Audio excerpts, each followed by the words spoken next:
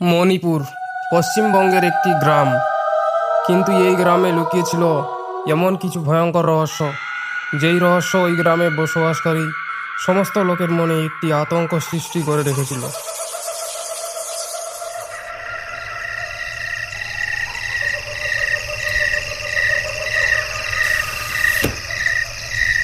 সন্ধ্যার সময় যেন কেউ জানলা দরজা না খুলে রাখে, আর সন্ধ্যার সময় কাউকে বাড়ি থেকে বাড়াতে দিবে না। শুনছি দামিনীকে নাকি আবার দেখা গেছে। কিন্তু তিনি কোনো উত্তর না দিয়েই চলে যান। অন্যদিকে অর্ক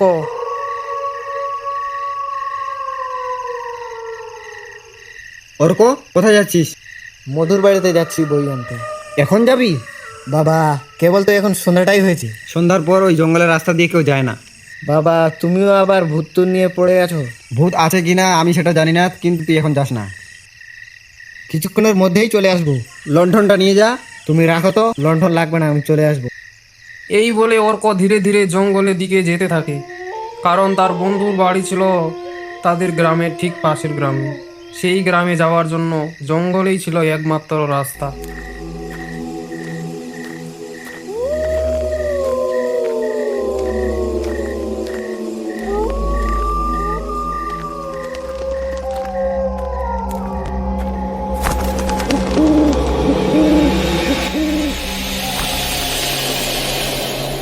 আমার বাবাও না এইগুলা ভূত এখনো বিশ্বাস করো।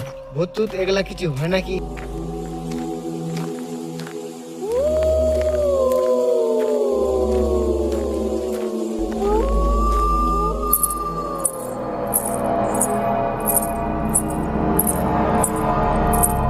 কে ওখানে? কে ওখানে?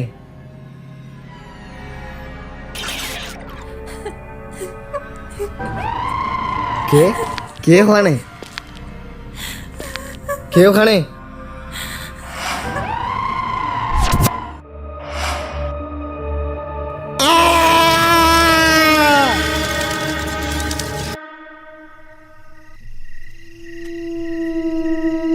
এদিকে অনেক রাত হয়ে যাওয়ার পরেও অর্ক আর বাড়িতে ফিরে আসে না। অর্কের বাবা হরিপদ খুব দুশ্চিন্তায় পড়ে যায়। সে একটা গ্রামের লোক মদনকে সাথে নিয়ে অর্ককে খোঁজার জন্য জঙ্গলের দিকে চলে যায়। কি দেখছিস ওদিকে রে?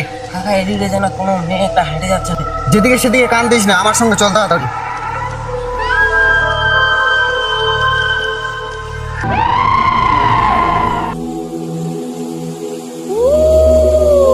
ছেলেটা যে জঙ্গলের কত ভিতরে চলে গেছে, না জানি যে কোথায় আছে এখন।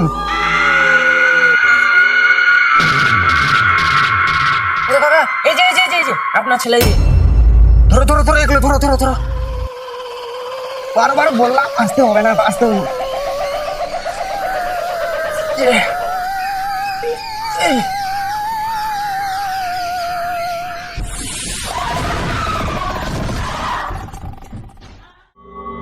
অর্ক, কি হয়েছিল রাত্রে? কিছু মনে নেই আমার, শুধু তোমার নাম ধরে ডাকছিল। কে ডাকছিল? জানি না।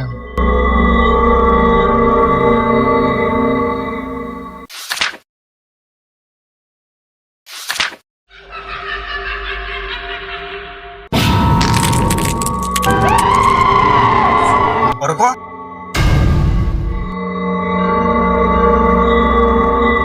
বাবা, আমার কাছে একটা জিনিস আছে। জিনিস? কি জিনিস আছে? এই যে গলার চেন। এটা তো দামি নিচ্ছেন। এই চেন তুই কোথায় পারি? জঙ্গলে পেয়েছি। ফেল ওটা বার দিকে। এটা আমার খুনের লাশ প্রমাণ। তাহলে ফেলে দাও। হ্যাঁ, আমার প্রতিশোধ নেওয়ার জন্য তুই সাহায্য করবি। হ্যাঁ, করবো করবো করবো। সাহায্য তোকে তো করতেই হবে, না হলে তোকে তোর ছেলেকে এমন ভাবে মারো যেমন আমাকে মেরেছিল। হ্যাঁ,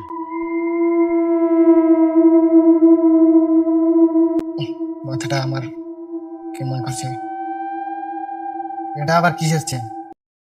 আমার কি হয়েছিল? পরের দিন সকালে অর্ক দামিনীর ব্যাপারে জানার জন্য গ্রামের একজন ব্যক্তি নিতাইয়ের কাছে যান, যিনি দামিনীর ব্যাপারে কিছু জানতেন। জেঠু, দামিনীকে দামিনীর ব্যাপারে আর কোনো কিছু বলিস না, যা বাড়ি চলে যা। তোকে শুনতে হবে না, যা। আমি দামিনীর ব্যাপারে জানতে চাই। দামিনীর ব্যাপারে আমি কিছু জানি না। বলো জেঠু, তুমি জানো? শোন তাহলে, আজ থেকে 32 বছর আগে এই গ্রামে একটা মেয়ে ছিল, ওর নাম ছিল দামিনী। তোর বাবা ওকে চিনতো। আমার বাবা? হ্যাঁ। এই কথা শুনে অর্ক পুরো অবাক হয়ে যায়, যেন এমন মনে হচ্ছিল তার পা থেকে মাটি সরে গেছে। অর্কের বাবা হরিপদর সঙ্গে দামিনীর কি সম্পর্ক ছিল? কেন বা গ্রামের লোকেরা সন্ধ্যা হলে ওই জঙ্গলে যেত না? অর্কের বাবা হরিপদ দামিনীর চেনটিকে কিভাবে চিনতো? তবে হরিপদই কি ছিল দামিনীর খুনি, নাকি ছিল অন্য কোনো রহস্য? জানতে হলে আমাদের সাথে থাকুন দ্বিতীয় পর্বে।